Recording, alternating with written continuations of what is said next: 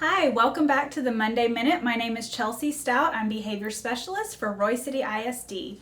Today we're going to talk about a cool-off corner that you can either use in the schools, in your classrooms, or also parents can use at home.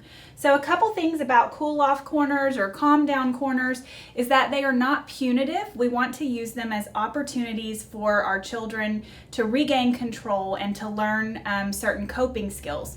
So if you think about as adults, all of us have had to learn this skill as well. When we get upset, we have to handle it appropriately. So we have to use our coping skills, such as deep breathing, taking a walk, going for a run. So within the schools and also at home, we want to be sure and teach our students how to do that. So one way that I really like is a coping corner or a cool down corner. So this is one that I really love. That one of my teacher friends did, and so you can see that, we're not just using it as an area for them to go for punishment. We need to be teaching them skills. So we need to teach the students these skills whenever they're calm, so that whenever they're upset, they know what to do and it's easier to prompt them.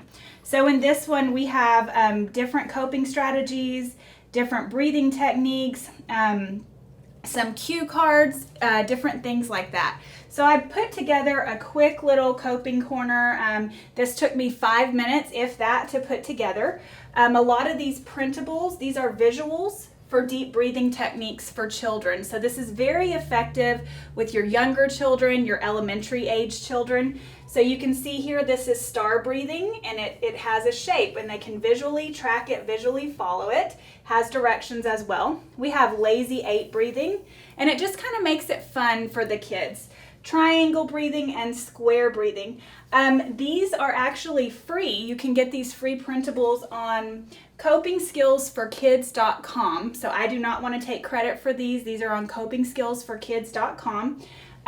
Also, I've put a little feelings volcano up here. It's laminated so that kids can use a dry erase marker. You have to teach this as to their emotions and how they're feeling, what level they're at. And then they can mark on here what skills they'll do when they're feeling this way. So for instance, this one says, when I'm feeling frustrated and really angry, the orange, I can go outside to seat. And then they can also add their own coping skills that help them. You can laminate these as well, and they can process and think through different skills that work for them.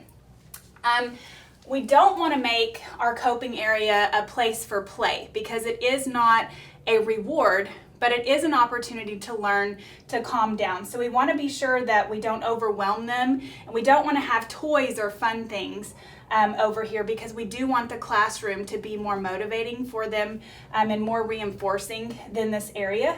This is only to use to cool down. So right here I have a little feelings friend, and this is cool because you can see you can change the facial expressions to happy, sad. There's different facial features in here for them to change it based on how they're feeling. Maybe if they're not as verbal or they don't want to talk. Over here I have a basket of different fidgets. So I have some stress reliever balls, some different fidgets. I love these. These are really simple. If your children don't want to use these for deep breathing, you can teach them to take deep breaths with this. So just different fidgets that can help them learn some skills, but don't necessarily make it too reinforcing to where they don't want to return to class. Another thing that you want to do, I do not have it here, but you can use floor tape to create visual boundaries. You also could have a timer. So again, this is for your younger students. And then as they get older, you want to teach them these skills so that they can self-monitor their emotions, their feelings, and their moods. And then maybe they can learn to cool down at their seat in class as they get older, where they can do different relaxation exercises at their seat discreetly.